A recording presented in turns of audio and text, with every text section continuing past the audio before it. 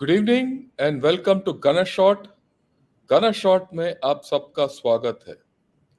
Today we are going to talk about global food weaponisation और इसके बारे में बात करने के लिए हमारे साथ मेजर जनरल हर्षा कक्कड़ हैं।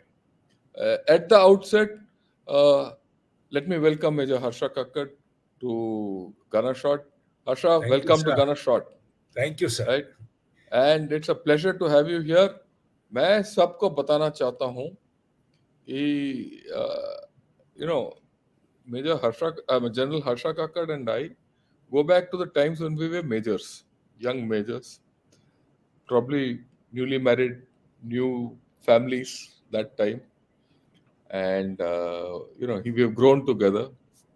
He's also from artillery, and he's very qualified. He's been abroad on a UN mission, and he's done a staff college, and he's been in the College of Defense Management. And then after retirement, he's taken up writing.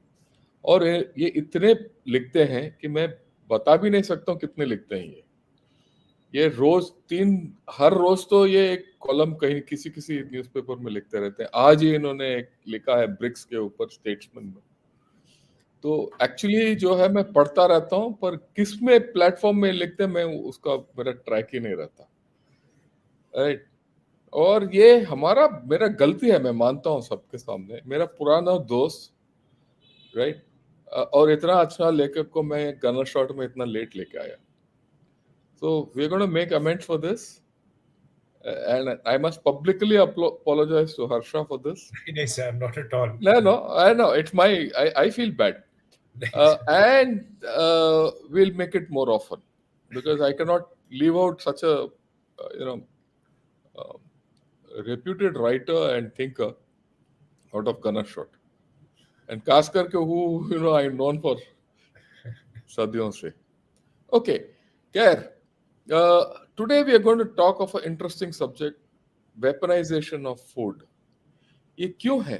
आजकल हम सब जब when we talk of international powers and great powers and all, हम बोलते हैं अर्थव्यवस्था के बारे में बात करते हैं, मिलिट्री पावर के बारे में बात करते हैं, डिप्लोमेटिक पावर के बारे में बात करते हैं। पर पिछले 2-3 साल में अगर आप देख रहे हैं तो क्लाइमेट चेंज हो रहा है और उसके तहत खाने का किल्लत पड़ रहा है बहुत देशों में। फूड सिक्योरिटी जो है वो इश्यूज में आ रहा है। बहुत लोग, खास करके ये कोविड के दौरान और ये आजकल जो क्लाइमेट चेंज का असर पड़ रहा है बहुत इलाकों में, तो countries are going without food, and इसके तहत food is now a new source of power and a new weapon, और इसी के बारे में हम बात करेंगे। पर इससे पहले कि हम उसके बारे में बात करें, मैं 2 ग्राफ आपको दिखाना चाहता हूं जो वर्ल्ड बैंक ने पुट अप किया था। आप देखिए इस ग्राफ को, ये फूड इन्फ्लेशन हीट मैप है, जहां फूड इन्फ्लेशन ज्यादा है।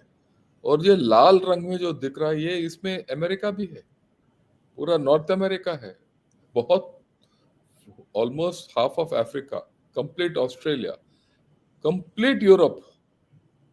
अगर आप बहुत किल्लत जहां है, आप देखिए पाकिस्तान, ईरान, इराक, अर्जेंटीना, इन सब देशों में इट इज ओवर 30% इन्फ्लेशन।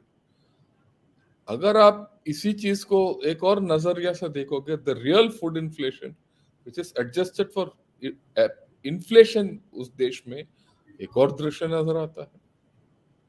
अगर आप देखिए अमेरिका में तो है ही इन्फ्लेशन, अब चाइना भी आ गया प्रॉब्लम एरियाज में, ठीक।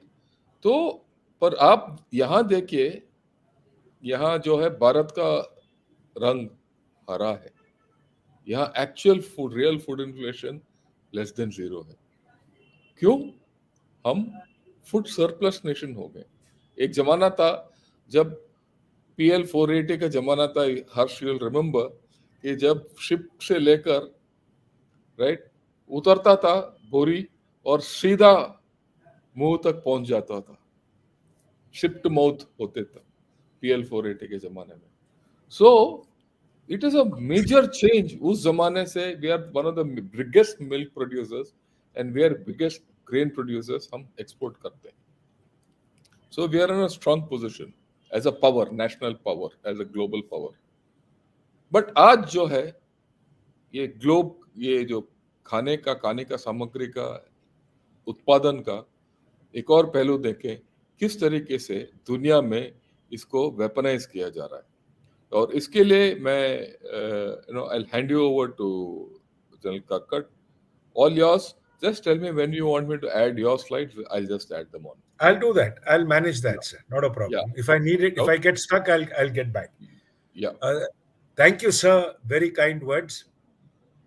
Let me start with something जो मैं आज पढ़ा हूँ, a quote by Henry Kissinger, who said, "You control oil, you control nations, you control food, you control the people." And weaponization of food in recent times कब सामने आया? It came up during the Ukraine war when Russia walked out of the grain deal. Before we get down to and to understand this entire concept, let us start looking at what the grain deal was.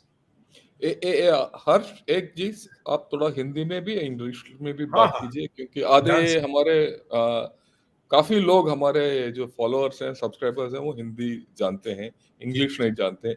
और उसी प्रकार काफी लोग हमारे जो हैं वो हिंदी नहीं जानते, इंग्लिश जानते हैं. So you have to go to ways. Right. या Okay.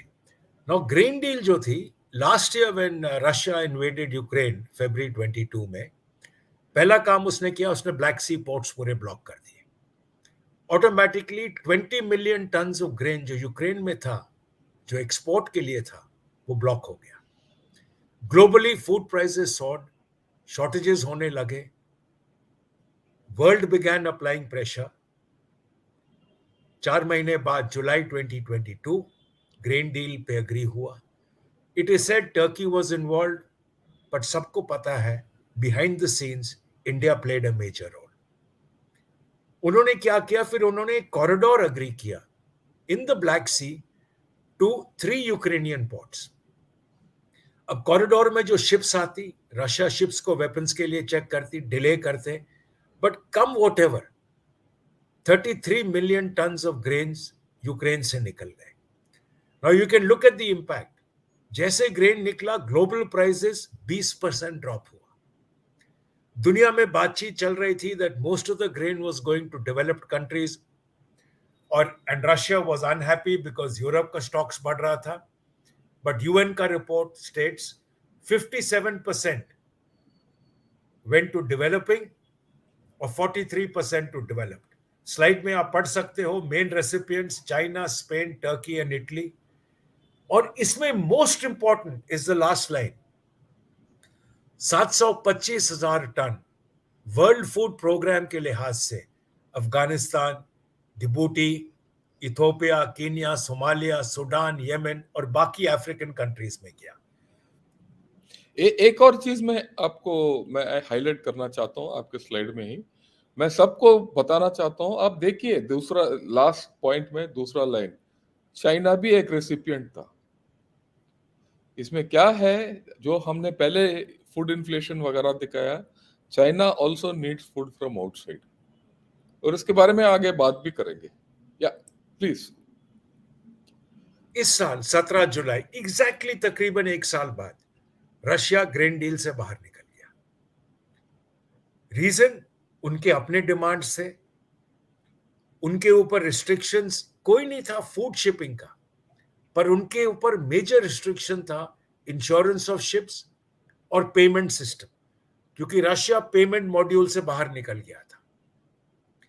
And Russia is a major exporter of food और फर्टिलाइजर, एंड इस साल उनका बम्पर क्रॉप है.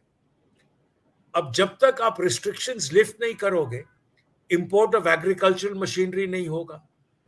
अच्छा, रशिया के जो कंपनीज है जो फूड और फर्टिलाइजर एक्सपोर्ट कर रही हैं, उनके अकाउंट्स बाहर ब्लॉक्ड है. तो जैसे रशिया ने ये एक्शन लिया, उन्होंने अगला पास किया कि कोई भी शिप अगर यूक्रेनियन पोर्ट से निकलेगी वो लेजिटिमेट टारगेट है। और उन्होंने पहले एक्शन के साथ यूक्रेनियन ग्रेन डिपोस को अटैक किया और वास्ट क्वांटिटीज ऑफ स्टॉक्स खासतौर पे व्हीट के डिस्ट्रॉय किया। पहले अटैक के अंदर ही तकरीबन 60,000 टन डिस्ट्रॉय हुआ। उसके बाद सेकेंड थर्ड अटैक्स में 40,000 टन डिस्ट्रॉय हुआ। वेस्टर्न व्यू था कि रशिया यूक्रेन को ब्लॉक कर रही है और रशिया को यह मौका मिला क्योंकि जहां पे उन्होंने प्रेशर डाला अफ्रीकन नेशंस और बाकी जो ग्लोबल साउथ के नेशंस हैं वो खड़े हो गए और उनका डिमांड था कि ये लिफ्ट होना चाहिए, जो ग्रेन डील पुराना वापस अग्रीमेंट होना चाहिए एंड रीशिपिंग शुड स्टार्ट। यूक्रेन ने ट्राई किया कि हम ब्लैक सी पोर्ट से डैन्यूब पोर्ट्स पे जाए, पर रशियन मिसाइल्स ने इसको भी टारगेट किया। अब उन्होंने एक ब्लैक सी के अंदर एक शिप के ऊपर भी हमला किया। यूक्रेन का प्रॉब्लम एक और है, वो कोशिश कर रही है कि वो बाकी यूरोपियन पोर्ट्स को इस्तेमाल करें, पर यूरोपियन कंट्रीज खासतौर पे उसके नेबर्स, उनके साथ प्रॉब्लम है। मेन प्रॉब्लम ये है कि यूक्रेन का ग्रेन हंगरी, पोलैंड और बाकी देशों के ग्रेन से सस्ता है। तो अगर यूक्रेन का ग्रेन उनकी कंट्री में आएगा तो वहां पे प्रॉब्लम पड़ेगा, प्राइसेस ड्रॉप हो जाएंगे।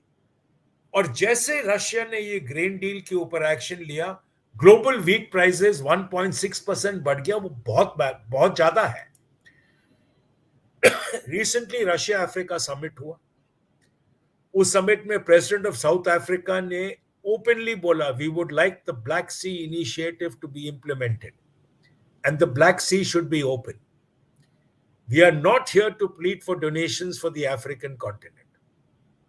एंथनी ब्लिंकन ने कोशिश करी कि मॉस्को को यह बताने के लिए कि आप ब्लैक सी को ब्लैकमेल की तरह इस्तेमाल नहीं कर सकते, बट ये था वेपन ऑफ वॉर। प्रेशर लगाया, ग्लोबल शॉर्टेजेस क्रिएट किए, प्राइस हाइक किया और ऑटोमेटिकली अभी भी प्रेशर बढ़ रहा है यूएस और बाकी देशों के ऊपर कि सैंक्शंस को लिफ्ट करो रशिया के खिलाफ और ये ग्रेन डील रीस्टार्ट करो। अब ये एक तरीका था रशिया का वेपनाइज करने के लिए, प्रेशर डालने के लिए वेस्ट पे कि उसके ऊपर जो सैंक्शंस है वो लिफ्ट किया जाए। एविडेंटली फूड के ऊपर ये एक्शन लिया जा रहा था क्योंकि रशिया ब्लॉक कर रहा था यूक्रेन के एक्सपोर्ट्स। अब साइमल्टेनियसली इंडिया ने भी कुछ एक्शन लिए। अगर आप पेपर पढ़ोगे, पिछले चंद दिनों में इंडिया ने एक अनाउंसमेंट किया कि शुगर एक्सपोर्ट्स अक्टूबर से बंद हो जाएंगे। पहले इंडिया ने, अब मैं ये जरा पहले समझा देता हूं आपको स्लाइड के जरिए। जुलाई में इंडिया ने नॉन बासमती राइस एक्सपोर्ट बंद कर दिया और 4-5 दिन पहले इंडिया ने यह भी पास किया कि बासमती राइस जो $1200 एक क्विंटल से कम रेट पे है वो भी एक्सपोर्ट नहीं की जाएगी। कारण ये कि बासमती राइस अगर 1200 से कम है तो इसका मतलब आप नॉन बासमती राइस को बासमती राइस बना के एक्सपोर्ट करोगे। तो ये इंडिया का लेटेस्ट ब्लॉक है। काफी जगह के ऊपर लोग खड़े हो रहे हैं पर इंडिया उस पर मुड़ नहीं रहा है। इंडिया का 40% ग्लोबल राइस मार्केट है, 15% उसमें से नॉन बासमती राइस है। पिछले साल हम लोगों ने 22.5 मिलियन टन एक्सपोर्ट किया। कारण क्या है? इन्फ्लेशन, खासतौर पे इलेक्शन ईयर। जिस दिन इंडिया ने ये बैन लगाया, यूएस और कनाडा में इमरजेंसी परचेसिंग, पैनिक बाइंग शुरू हो गई। ग्लोबल प्राइसेस अब 2.8% बढ़ गए हैं। लास्ट ईयर मई में हम लोगों ने व्हीट के ऊपर बैन लगाया था, पर व्हीट में इंडिया का सिर्फ 1% है मार्केट में। अब फर्क देख लो इंडिया का और रशिया का। इंडिया के केस के ऊपर तकरीबन कोई ग्लोबल क्रिटिसिज्म नहीं था। रशिया के ऊपर जो प्रेशर पड़ा और जो ग्लोबल क्रिटिसिज्म हुआ वो भी उसका कारण है। फर्क क्या है? पीएम मोदी ने भी बोला हुआ है कि हम ग्लोबल फूड सिक्योरिटी के ऊपर ध्यान करेंगे। कारण है दूसरा पॉइंट, इंडिया ने एक विंडो खुला रखा और बोला कि exports will be permitted on a case by case basis. अगर आपको याद है, पिछले 1-1.5 साल में हम लोगों ने 50,000 टन व्हीट अफगानिस्तान को भेजा। हमने लास्ट ईयर व्हीट के ऊपर बैन लगाने के बाद भी इजिप्ट, यूएई, बांग्लादेश, बहुत कंट्रियों को व्हीट दिया और राइस भी दिया। राइस इस साल भी अफ्रीकन नेशंस और बाकी जिनको जरूरत है उनको भेजा जा रहा है। एक कारण और है जो जनरल शंकर कह रहे थे, लास्ट ईयर चाइना का जो डिमांड था इंपोर्ट का राइस के लिए, उसमें से तकरीबन 30% इंडियन कंपनीज ने ये डिमांड मीट किया डायरेक्ट एक्सपोर्ट के साथ, और तकरीबन मेरे ख्याल $777 मिलियन का सेल था, ये ऐसे कोई फिगर था, याद नहीं है मुझे एग्जैक्ट, पर ये कोई फिगर था, 30% ऑफ चाइनीज राइस डिमांड। अब इंडिया ने नॉन बासमती राइस का एक्सपोर्ट बंद कर दिया, और अब अगर बीजिंग को चाहिए तो बीजिंग को दिल्ली के साथ बात करनी होगी। और ये अगर आप फर्क देखो इंडिया और रशिया के स्टैंड में, इंडिया फूड को वेपनाइजेशन की तरह से नहीं रख रहा, बट पॉजिटिव डिप्लोमेसी, जैसे हमारी वैक्सीन डिप्लोमेसी थी, जिनको जरूरत है उनको हम देंगे, चाहे हम फ्री में दें, चाहे हम रिड्यूस्ड रेट्स में दें। पर रशिया जो कर रहा था, रशिया ब्लॉक कर रहा था एक्सपोर्ट, ग्लोबल प्राइसेस को राइज करा रहा था, और उसको वेपनाइज कर रहा था प्रेशर डलवाने के लिए सैंक्शंस के खिलाफ, और यूक्रेन को ग्लोबल फूड मार्केट से बाहर निकालने के लिए।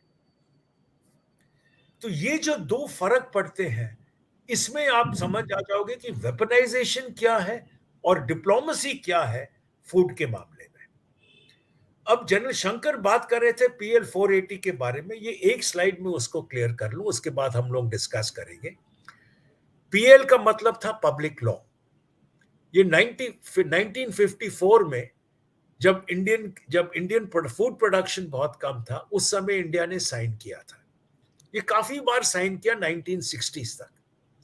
जब लाल बहादुर शास्त्री प्राइम मिनिस्टर थे, उसके बाद इंदिरा गांधी बनी, यूएस का प्रेशर आ रहा था कि अगर आपको पीएल 480 और चाहिए, अब प्राइवेटाइजेशन अलाउ कर लो इंडस्ट्रियल सेक्टर में।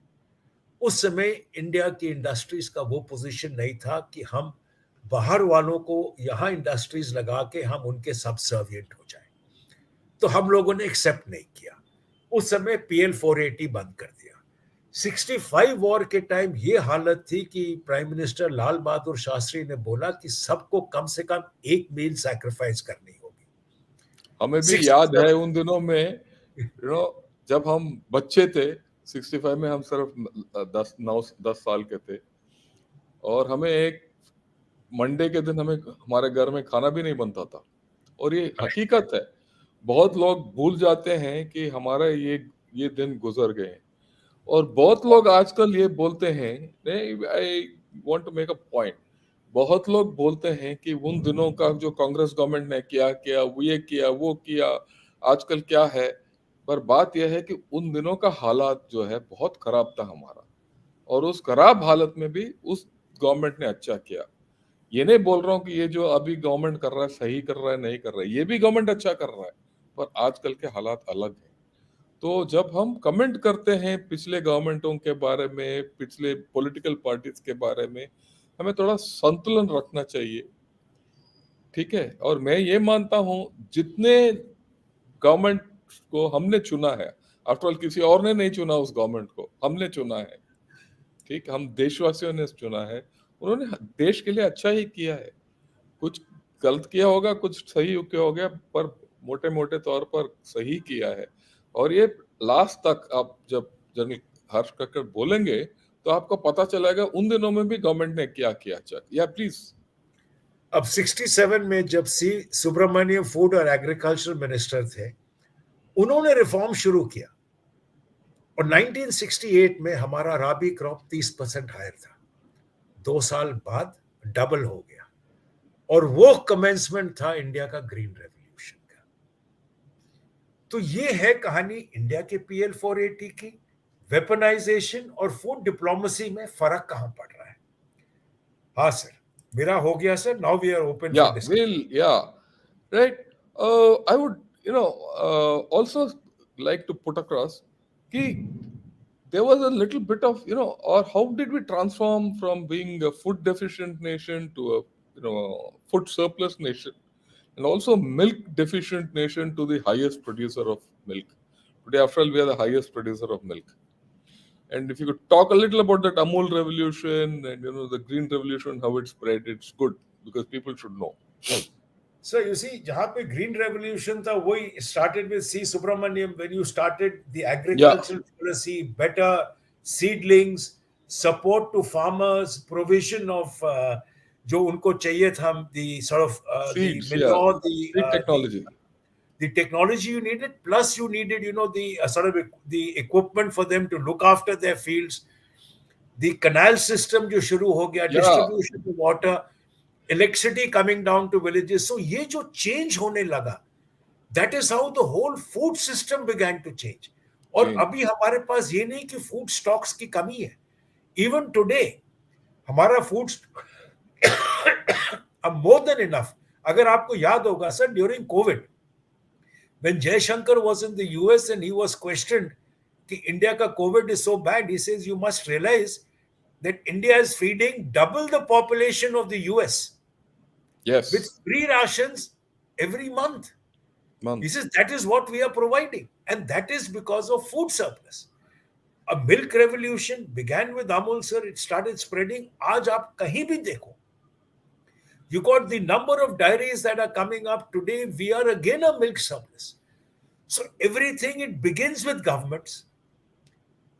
Support to the private sector, चाहे जो सरकार हो, everyone gets into it and they work for the nation. Support to the private sector, the right policies, giving them benefits in terms of tax benefits and the rest. Abhi bhi today agriculture is on tax benefits, which is encouraging people to invest and do more.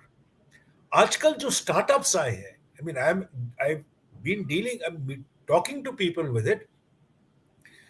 उनका काम है to interact at the village level, advise farmers on crops, provide them जो सामान चाहिए for the crops with the best of the backing, and pick up the produce. So for the farmer, it is a benefit in all directions. The risks are minimum. Aaj Sarkar is even offering you insurance at the crop level. So everyone is working to help out and improve the system, and that is where we are. या I think आपने अच्छी तरीके से ये बताया है. मैं एक छोटा सा पर्सनल एक्सपीरियंस देना चाहता हूँ, और ये बहुत ज्यादा दिन की बात नहीं है, ये सिर्फ पिछले हफ्ते की बात है. पिछले हफ्ते हम गए थे Deolali, and I drove from Poona to Deolali. और मेरे को याद आया, जब हम यंग ऑफिसर्स थे, जब हमने ये सफर तय किया था, वहां सिर्फ बंजर जमीन था और बिल्कुल it was brown and nothing was growing, कुछ नहीं था. अभी जब हमने ये ड्राइव किया तो क्या क्या हमने देखा कि black cotton soil, sugarcane grow हो रहा है, ग्रेप्स ग्रो हो रहे हैं, wheat is growing, and all kinds of crops are growing. और तो और milk cooperatives, and along this thing I saw at least 2-3 universities coming up, and the Sir, change in no, I said change you're was looking at this. Look at Rajasthan, sir. जो वो border था, Rajasthan. जो हम शुरू में जाते थे, that whole area was absolute desert. उसके Correct. बाद once the Rajasthan canal came, Canal लोगों ने came. जो तैयारी करी, today it is one of India's most productive regions. Regions. Yes, I agree with you completely. मैं ये सब किस लिए बता रहा हूँ, राइट, सबको, कि हम सब सोचते हैं हम चाइना के पीछे हैं, या हमारा उन्नति नहीं हुआ है, हमारा इकोनॉमी ठीक नहीं है, वगैरह वगैरह वगैरह. पर बात वो नहीं है. बात यह है कि हमारा जो शक्ति है, it great power today comes from food. और मैं सोचता हूं कि I mean let me ask you, don't you think this should be a determinant of global power index, a capability of food, or having surplus food, whatever you call it, agricultural produce? Sir, if you look at it this way, you see, that is why I'm saying when we talk of food diplomacy, today, Yes, how are we making ourselves felt? Today, why is it that Africa is looking towards India? India. जहां पे उनको दिक्कत है, they had problems during COVID, we provided vaccines. Aj we are the ones who will be supplying them with rice and wheat. Now give you another example, sir. अब आप देखो अफगानिस्तान, जब तालिबान आया, everyone was discussing of the Taliban coming into Kashmir. Imran Khan was Prime Minister of Pak. उसके spokesperson ने TV में आके बोला that the Taliban have promised us they will get us Kashmir. क्या हुआ sir? 2 years later, India is the only one जिन्होंने उनको 50,000 tons wheat दिया. Wait, yeah, We gave them medicines. We are still giving them medicines. We are still helping them out in terms of funding. Aj, today, there is not an anti-India terrorist group in Afghanistan. Afghanistan. Now, Eh, the और Indian embassy तो is reopened. It's with a child. It's got a technical group, but it's reopened there in Kabul. yeah, I agree with And and Pakistan is facing the brunt from Afghanistan. you. Afghanistan. फर्क sir food diplomacy today अगर हम counter कर रहे हैं China को in Africa we are countering it with our soft power which if you look at it was vaccine diplomacy, it's food diplomacy. Aaj we are moving towards education diplomacy. If Jaishankar can inaugurate in Tanzania and in Tanzania IIT ka branch. Yeah, or IIT. Let me tell you, IIT Madras is opening Okay. a branch And there. also, I think it is in somewhere else where they've opened up a branch of the Forsenic Laboratory of India. So you're giving 50,000 education scholarships to Africans every year. So our diplomacy is not of loaning money, sir. Our diplomacy is soft power, which employs food, which employs vaccines. So we are able to exploit what is with us without pulling those nations into debt traps. Yeah, I think you made some very valid points. What I'd like to highlight is what General Kakkad has mentioned is that food is being weaponized. There's no doubt about it. The problem with weaponization of food, the Russian method, it is hard, right? It induces anger. But we are also weaponizing food. We are weaponizing it through global diplomacy. Our method of weaponizing is soft weaponization, so that we convert this food into soft power and get goodwill.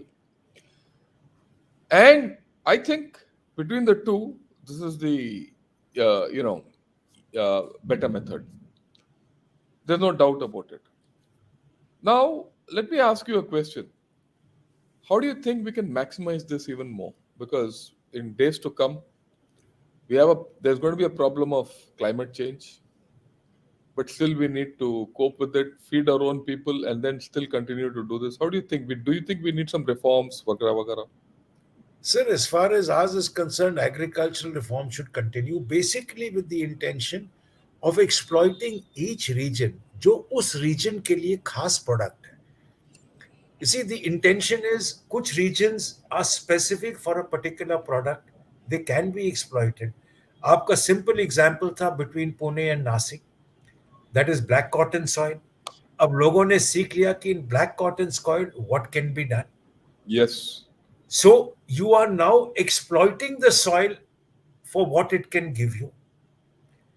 We need to get more of scientific knowledge involved at the village and the grassroots level, so that we don't over utilize the soil. So we need to get that sort of a technology, which we are slowly moving in. Then there are areas, like Rajasthan, you see that now is a green belt, sir. Yeah, there's no You doubt. are turning regions which were otherwise a waste ground. Now, at the same time, sir, population बढ़ रहा है. So unless your yield per acre increases, you will not be able to cater for the growing population because the demand for growing population is land. So as the population grows, sir, you see the way cities are growing. So what are they eating into? Agricultural land.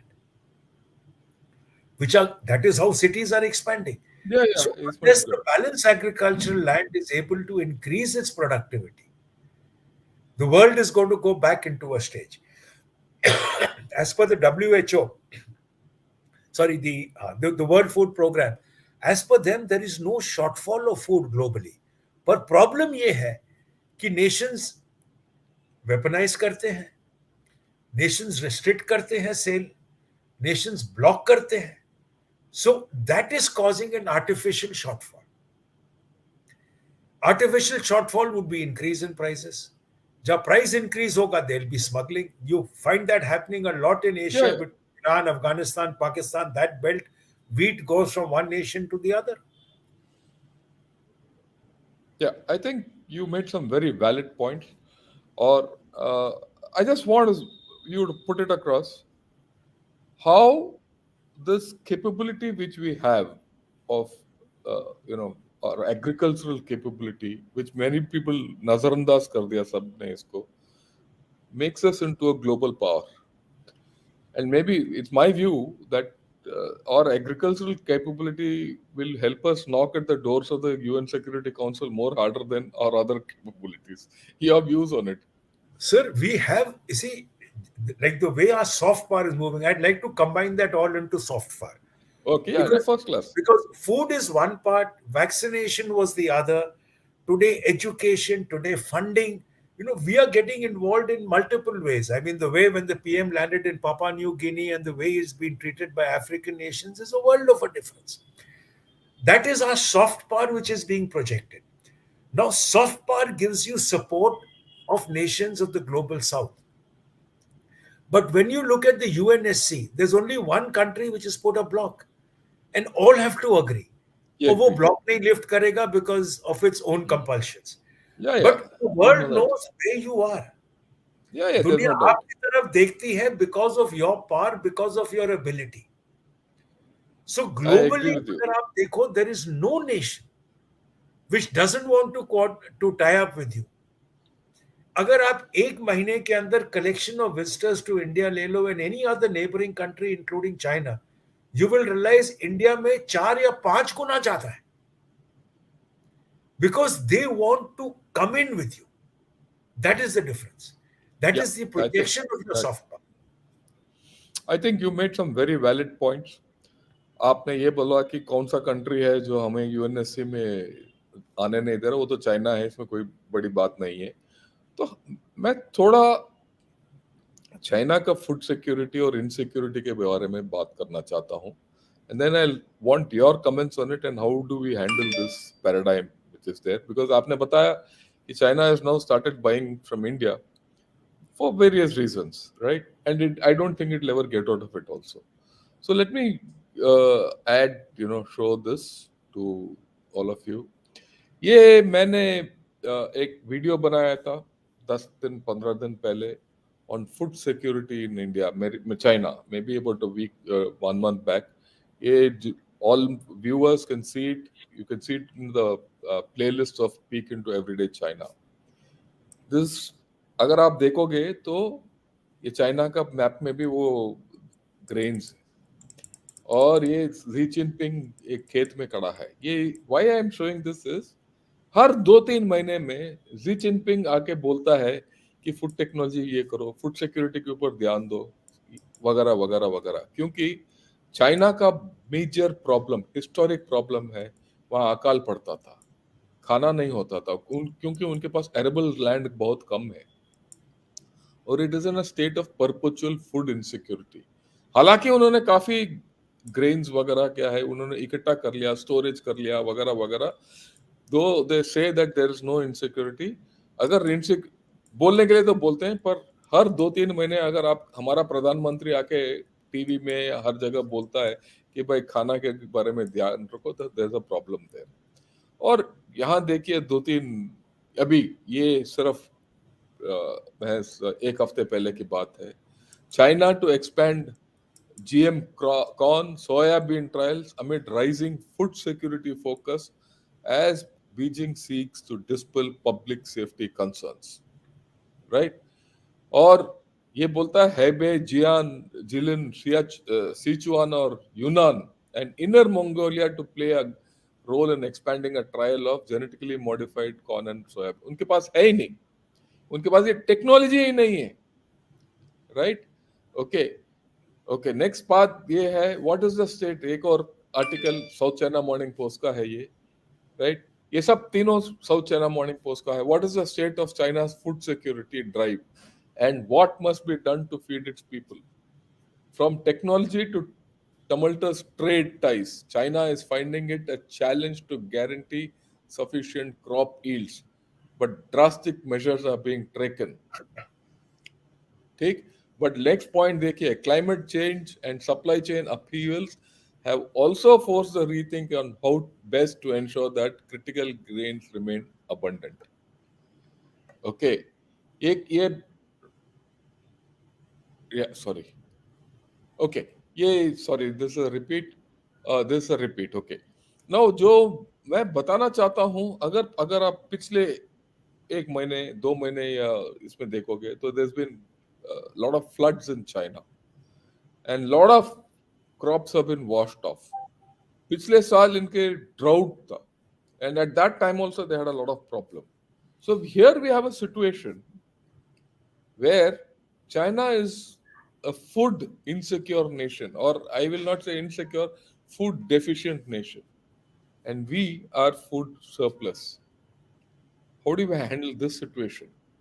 How do you think we should go about? Because then you have a leverage against China, and now what is emerging कि China हमारे बिना वो चल नहीं सकता उनका काम.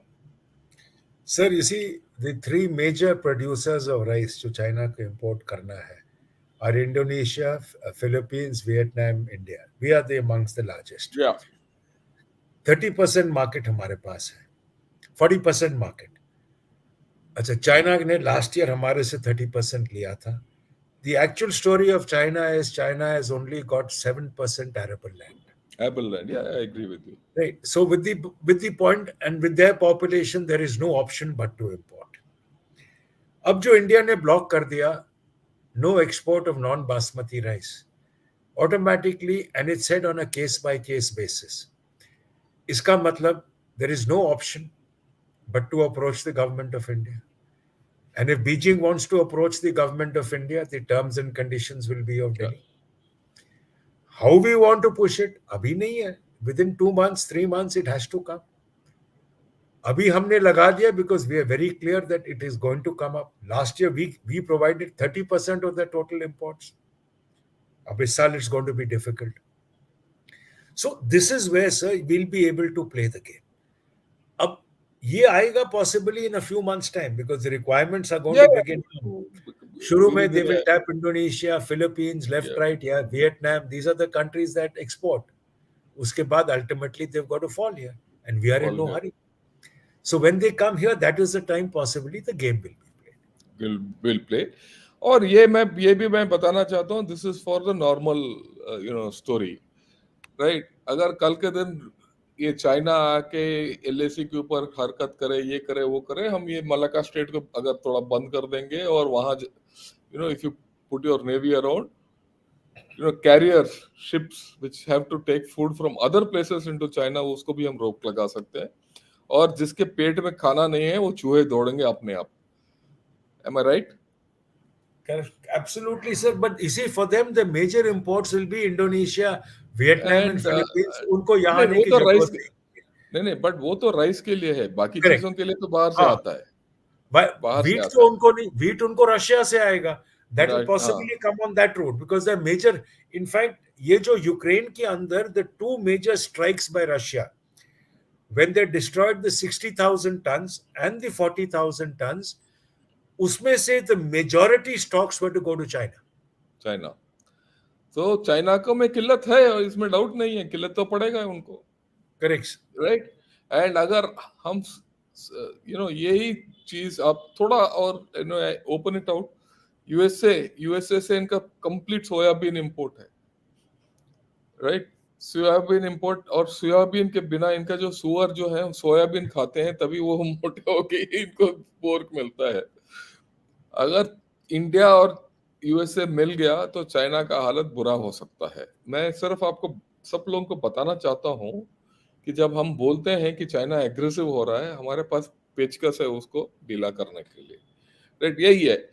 क्या तरीका अपनाएंगे वो अलग बात है। क्या हम वेपनाइज करेंगे जिस तरीके से चाइना वेपनाइज करता है, डेड ट्रैप डिप्लोमेसी ये वगैरह, या सॉफ्ट पावर के जरिए करते हैं वो हमारे डिप्लोमेसी के जरिए करते हैं वो हमारा ये है। So this is what I thought we will put across. You have anything else, Harsh? Put नहीं it sir, across. Not at Otherwise, all. we'll take some questions. We'll take some questions. ठीक है sir. Yeah, we'll take some questions.